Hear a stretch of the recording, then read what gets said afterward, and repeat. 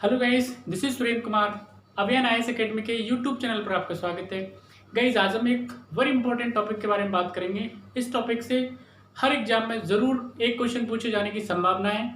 बहुत ही important topic है। और गाइस, हमारे टॉपिक का नाम है Jammu Kashmir official language bill 2020, यानी जम्मू कश्मीर आधिकारिक भाषा बिल 2020 के बारे में आज गाइस बात करेंगे।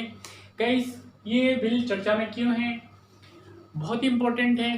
गाइस, आपको पता है लास्ट ईयर 5 अगस्त 2019 को हमारी संसद ने, पार्लियामेंट ने जम्मू कश्मीर का जो विशेष राज्य का दर्जा था 370 के अकॉर्डिंग और 35A का जो प्रोविज़न है वो ख़त्म कर दिया था।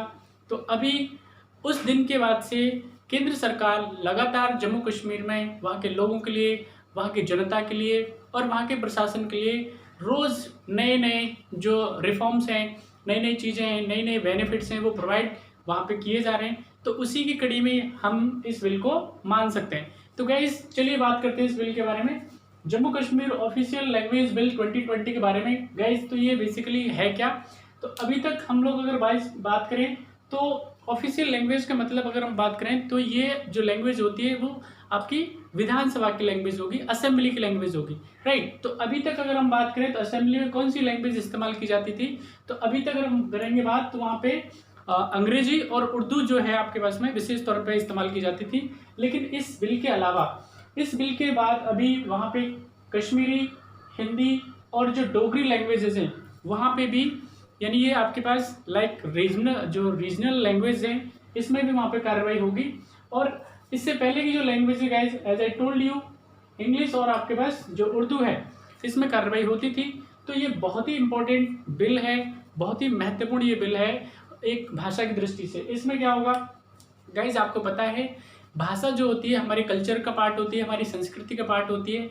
ये हमें क्या करती है, बहुत ही फलने फूलने के मौके प्रदान करती है, अवसर प्रदान करती है, राइट। हम भाषा के अंदर, अगर हमारी रीजनल भाषा है, हमारी क्षेत्रीय भाषा है, तो उसके अंदर हम अपने जो विचार हैं, हमारी जो भावनाएं हैं, उनको हम बेहतर तरीके से रिप्रेजेंट कर सकते हैं या हम उसको अभिव्यक्त कर सकते हैं, ऐसा हम कह सकते हैं गाइज।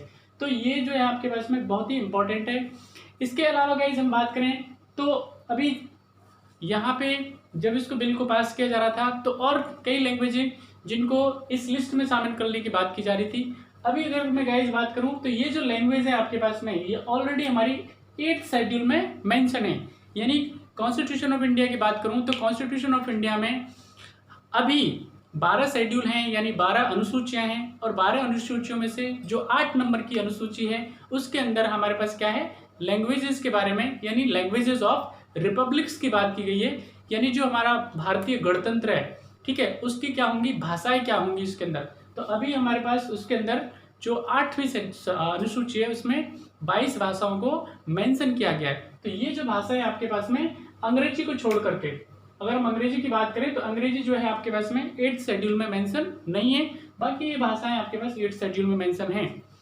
इसके अलावा गाइस बात की जा रही थी, काफ़ी जो सदस्य हैं उन्होंने इस पर जोर दिया कि जम्मू कश्मीर में क्योंकि पंजाबी लोग काफ़ी रहते हैं तो उसको, पंजाबी को भी उस लिस्ट में शामिल किया जाए ऑफिशियल लैंग्वेज की। इसके अलावा अगर हम बात करें तो जो पहाड़ी है, क्योंकि वहाँ पे पहाड़ी लोग रहते हैं, ठीक है, तो उसको भी, उनकी लैंग्वेज को भी वहाँ पे शामिल किया जाए। इसके अलावा गुजराती की भी बात की गई थी, लेकिन संसद ने इसको नहीं माना, ठीक है। उनका दावा था या उनका कहना था कि अगर सरकार सबके साथ सबके विकास की बात करती है तो यहाँ पे जो गुजराती है, पंजाबी है और जो पहाड़ी लोग हैं उनका भी योगदान है यहाँ की संस्कृति में, यहाँ के कल्चर में, यहाँ की इकोनॉमी में, तो उनकी भी लैंग्वेज को इसमें स्थान दिया जाना चाहिए। लेकिन इसकी जो मांग थी उसको सरकार ने ठुकरा दिया।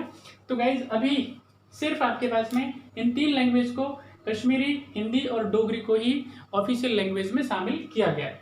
गाइज, इसके अलावा हम बात करते हैं ऑफिशियल लैंग्वेज एक्ट की, कई बार पूछ लिया जाता है। तो कब आया था ये, तो 1963 के अंदर, 1963 में ये क्या है, ऑफिशियल लैंग्वेज जो एक्ट है वो बनाया गया था, जिसके थ्रू आपके पास में कई लैंग्वेज है। अगर मैं बात करूं तो इसके अलावा जो संथाली लैंग्वेज है, ठीक है, इसके और भी पहले, मान लो मैं बात करूं आपके पास में 1967 में आपके पास में जो सिंधी लैंग्वेज है उसको भी इस लिस्ट के अंदर शामिल किया गया था, ठीक है। तो 22 लिस्ट के अंदर ये आता है। अगर मैं बात करूँ अर्लियर प्रोविजंस की, तो जब हमारा संविधान बन के तैयार हुआ था तो उसके अंदर जो 14 लैंग्वेजेस थी, ठीक है, इसके अलावा फिर उसमें लैंग्वेजेस जुड़ती जाती हैं, ठीक है, पहले सिंधी जुड़ती है, देन उसके बाद में आपकी जो कोंकणी है, ठीक है, कोंकणी के अलावा 2 और लैंग्वेजेस थी वो भी उसके बाद, जैसे मणिपुरी है तो वो भी उसमें जुड़ती है, राइट। फाइनली आपके पास हम बात करते हैं तो लास्ट में 2004 के अंदर 92nd अमेंडमेंट एक्ट के थ्रू आपके पास में और इसके अंदर लैंग्वेजेस जुड़ती हैं, ठीक है। तो हम बात करते हैं आपके पास कौन कौन सी लैंग्वेजेस हैं जो जुड़ती हैं। 4 लैंग्वेजेस की विशेष तौर पे हम बात करते हैं। एक तो बोडो है आपके पास, एक डोगरी और एक मैथिली, ठीक है।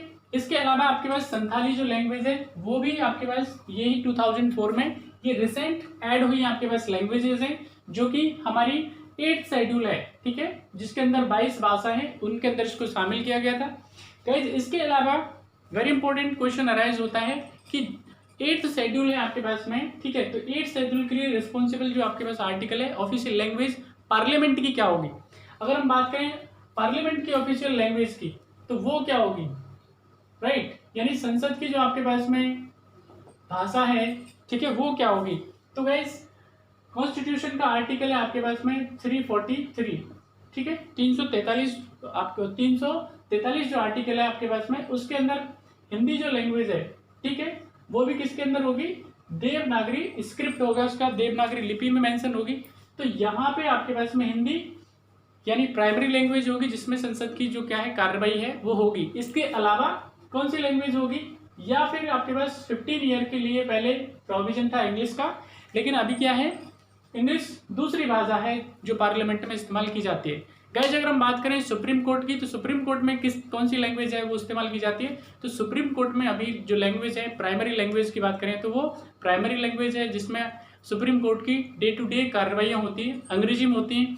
इसके अलावा जो दूसरी लैंग्वेज है, अभी तक हमें क्या है, जो सुप्रीम कोर्ट के जो वर्डिक्ट हैं, जो डिसीजंस हैं, वो किस में मिलते थे, अंग्रेजी में मिलते थे, लेकिन अभी उसकी जो प्रति है, फैसले हैं आपके पास, वो हिंदी में भी मिलेंगे प्रतिवादी के लिए, ठीक है गाइज। तो ये आपके पास में लैंग्वेज की बात थी। अभी एक वेरी इंपॉर्टेंट आपसे क्वेश्चन पूछा जाता है कि और कौन कौन सी लैंग्वेजेस हैं जिनको ऑफिशियल लैंग्वेज में कन्वर्ट करने की, या हमारे पास में जो 22 जो भाषाएं हैं उनके साथ में लिस्ट करने की बात की जा रही है, ठीक है, यानी कि 8th शेड्यूल में डालने की जो बात की जा रही है। तो उसमें अगर मैं मान लो आपसे इंपॉर्टेंट की बात करूं तो एक तो है आपके पास में जिसमें सबसे ज्यादा डिमांड हो रही है उसकी राजस्थानी, दूसरी की अगर बात करें हम आपके पास भोजपुरी, और तीसरी आपके पास में अंग्रेजी। तो इनको भी विशेष तौर पे जो 8th लिस्ट है उनमें मेंशन करने की बात की जा रही है। इसके अलावा भी लैंग्वेजेस हैं, राइट, तकरीबन 38 लैंग्वेजेस हैं जिनको 8th शेड्यूल में मेंशन करने की बात की जा रही है। तो गाइज ये आपके पास में कंप्लीट जानकारी थी Jammu Kashmir official language bill 2020 के बारे में। इसके अलावा भी जानकारी थी जिनके हमने बात की।